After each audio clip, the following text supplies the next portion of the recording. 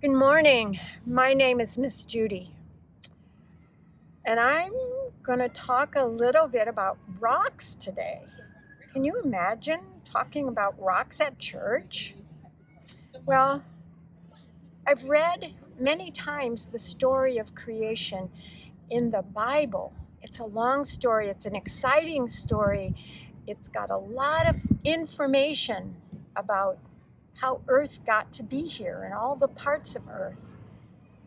And I just happened to take a liking to rocks when I was young. So I guess I started looking at them and touching them and collecting them. So I have a lot of rocks. These rocks, I'm pretty sure that there are petrified seashells in these rocks. They have the bumpy from a shell. You can feel it with your fingers, and it's pretty interesting. And different shells would make the rock turn a different color. And what is more, these have to be thousands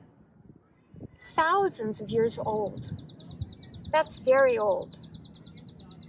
So I kept them when I found them. And then I walk around and I find another rock. This one I picked up because it has layers. It looks like a zebra stripe. There's some black, gray, and there's some white.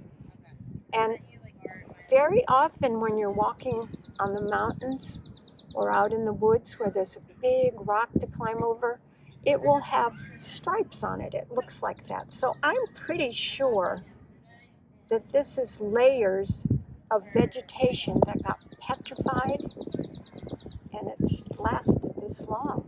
It's thousands of years old again.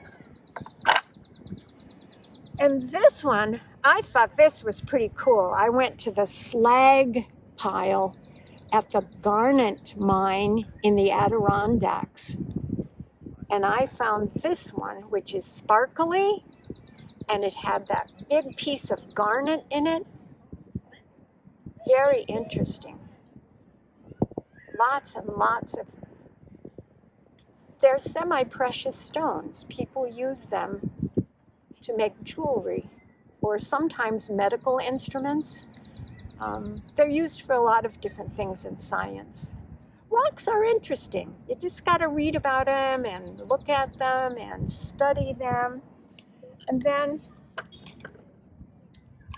my grandfather and I lived on the same farm.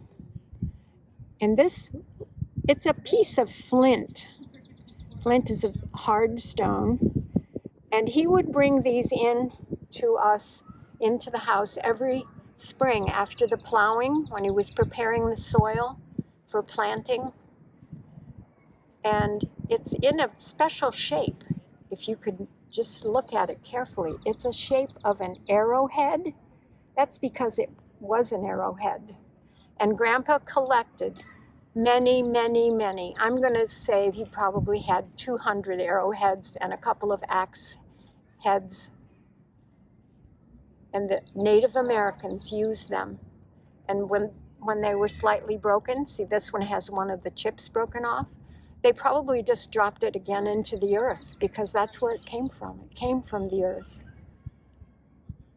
And Grandpa saved it, and all of us got to have our pick of the rocks, of the stones.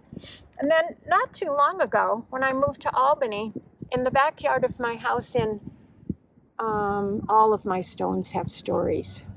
In the backyard of the condominium where I was living, I found this and I thought, wow, that's pretty sparkly. That's pretty fancy. And how did it get here?